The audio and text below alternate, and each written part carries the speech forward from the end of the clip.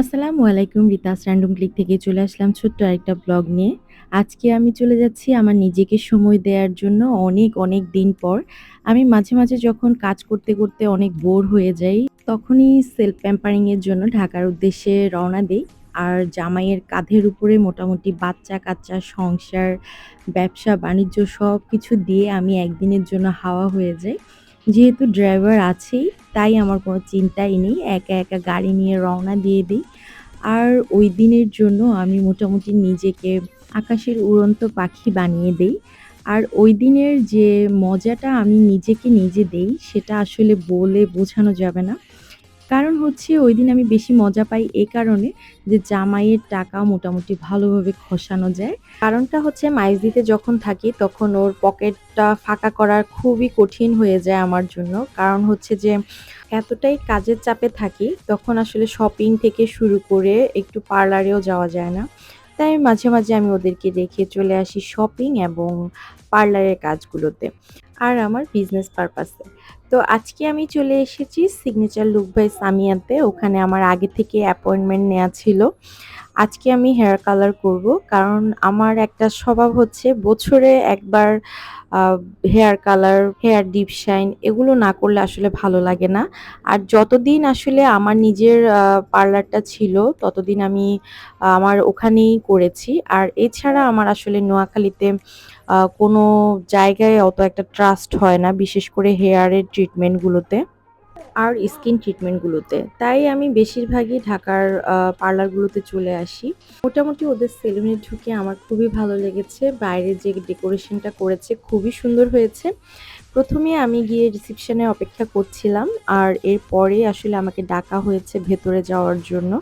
কারণ ওরা রিসেপশনেই আমার কাছ থেকে জেনে নিয়েছে আমি কি কালার করতে চাচ্ছি এবং আ কি টাইপের আ হেয়ার লুক নিতে চাচ্ছি।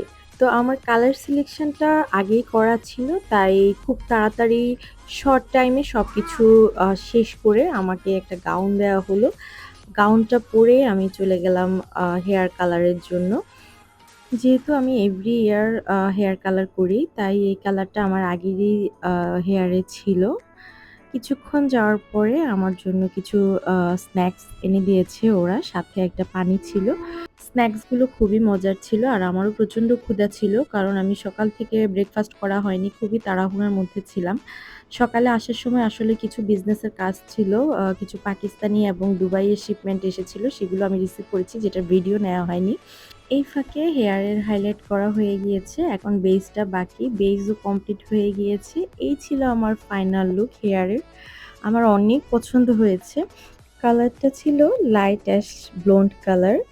তো ভিডিওতে তেমন একটা অ্যাশ টোনটা আসেনি। এটা একেবারে সামনে থেকে আসলে সিলভারিশ একটা অ্যাশ টোন এসেছিল। যেটা এখন খুব ট্রেন্ডি একটা কালার। যাই হোক, অবশেষে আমি কালারটা শেষ করতে পারলাম। আর আমার খুবই শান্তি লাগছে যে আমি হেয়ার কালারটা শেষ করতে পেরেছি।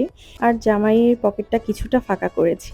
তো যারা আমার মতো আছেন যে অনেক কাজে ব্যস্ত থাকেন, মাঝে মাঝে এরকম জামাইয়ের পকেট ফাঁকা করবেন, তাহলে দেখবেন মন থেকে খুব একটা শান্তি আসছে।